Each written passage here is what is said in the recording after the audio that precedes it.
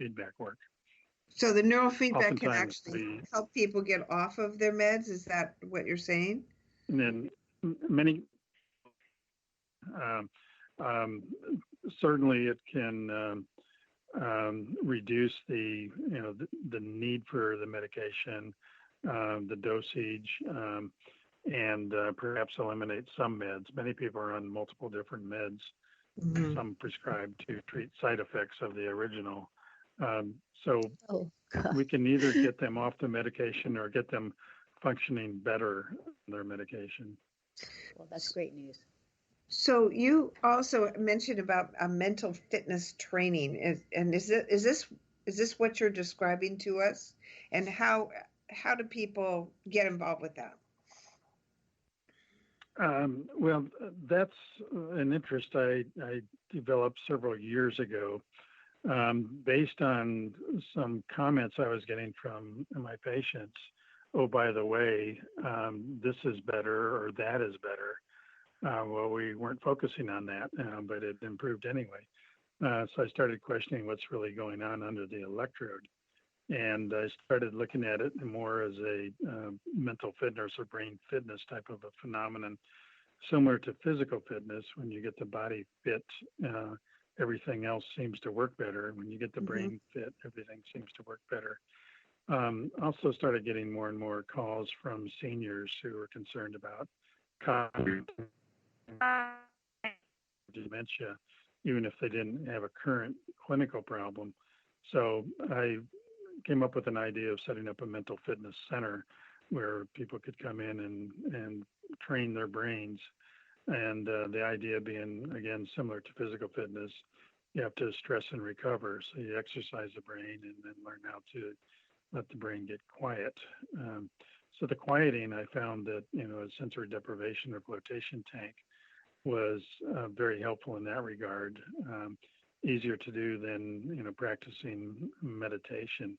We can also use our technology to fast track the meditation, but it is important. The brain needs to have that recovery time. And a big part of that is sleep. So many people are sleep dysregulated these days that once we can restore proper sleep, then everything starts to work better. And essential to all of that, which I learned along the way, is it's extremely important to have a healthy gut. So it's important to look at diet and the need for supplements. Sometimes we do testing for neurotransmitters and can recommend supplements. Everything is connected. There's neural tissue in the heart, there's neural tissue in the gut. And the brain and the heart and the gut are all intimately connected. So I think it's important to take a comprehensive approach and address all of those areas. Big source of problems in the brain are inflammation, which usually starts in the gut, and inflammation in the brain is behind a lot of the illnesses. I think that's really key that you actually connect the gut to the brain. A lot of people don't do that. And I know Kimberly addresses that usually in her work as well. But I have a question for you. With all of the work that you're doing, there's two questions I have. One is, I want to know, are you training anybody to do what you do? And how is that field growing? Are there more and more people getting involved with that? And number two, what are the techniques and technologies that you use in your mental fitness training? Thanks. To answer the first one, yes, I have trained several people, and most of them have gone on to pursue their own careers in the field. I currently mentor a few people that are on that learning curve, and I enjoy that. I think it's very important at the proper training and education, because the field is growing rapidly, and it's a sexy, attractive type of field for psychotherapists, say, to get into. Many of them will come up with the capital, purchase equipment, and get 5 days of training, and start playing with people's brains. And Oh, no. I have a problem with. I have a problem with that because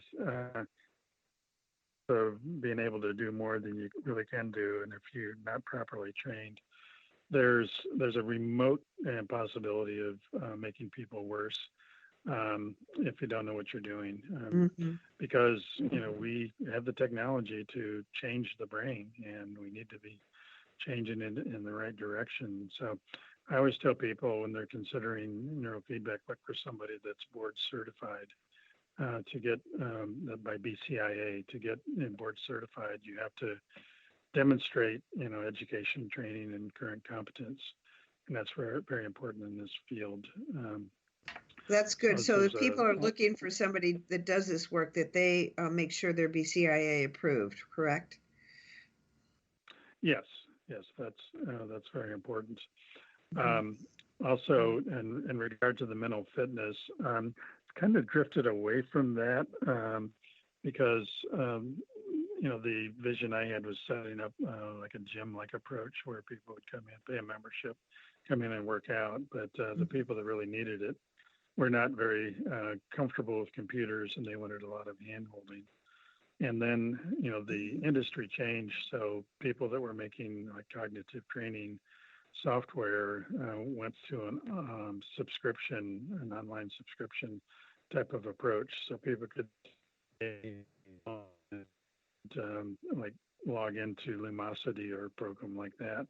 And so, I still think the brain training is important, the brain exercising, if you will. Research has shown that it's very important to do cross training. So go beyond doing the crossword puzzle every day. It doesn't generalize to overall brain function, but if you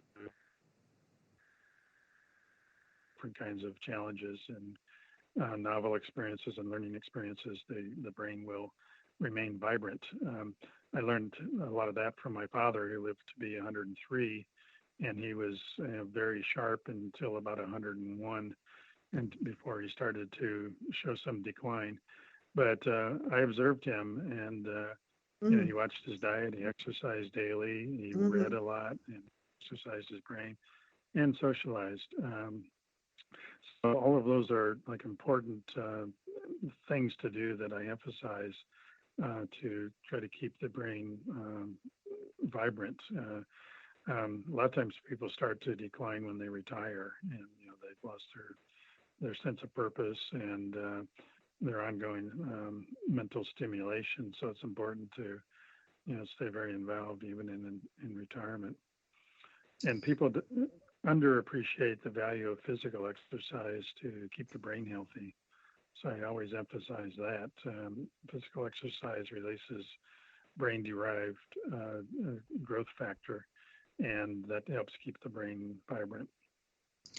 Oh my goodness, George, there's just so much that you've covered here, including head injuries, PTSD, bipolar, depression. We haven't even looked at just a bit you talked about in terms of dementia, but we haven't really even gone there. It's interesting. Yeah, and on the other end, kids with attention deficit disorder. It's about getting the brain flexible enough to get into the right gear for the right task. So I worked from age 5 to 95, and all sorts of psychiatric, neurological, or educational issues. It's only requirement is someone has a brain. So. And hopefully we all do, but I'm going to have to close our interview at this time because there's just time as long as it is, and there's so much to cover. We'd love to have you back, and we'd love our listeners to know how they can reach you and find out more about this. Can you let them know? Sure. They can go to the MindSpa website, which is www.mindspasarasota.com, or they can call 941-378-9959, and we'd be happy to provide more information. And I know that you've written a couple books, George, and just say what those are. I'm still working on my first book. I've published several research articles. Oh, that's it. And on various things. Yeah. I have a book in my head, but I haven't found the time to put it on paper yet. Okay. As I have a lot of stories over 30 years. So the great. book is They can coming. find those on your website, I imagine, right? Your research articles. Yes. Thank you, George. You're welcome. It's been a pleasure. I can talk for hours on this subject. Thank you so much. You're welcome. Thanks for tuning into our show on societybitesradio.com. Don't worry if you've missed a show. You can find them all on our website at SarasotaHolisticChamberofCommerce.com.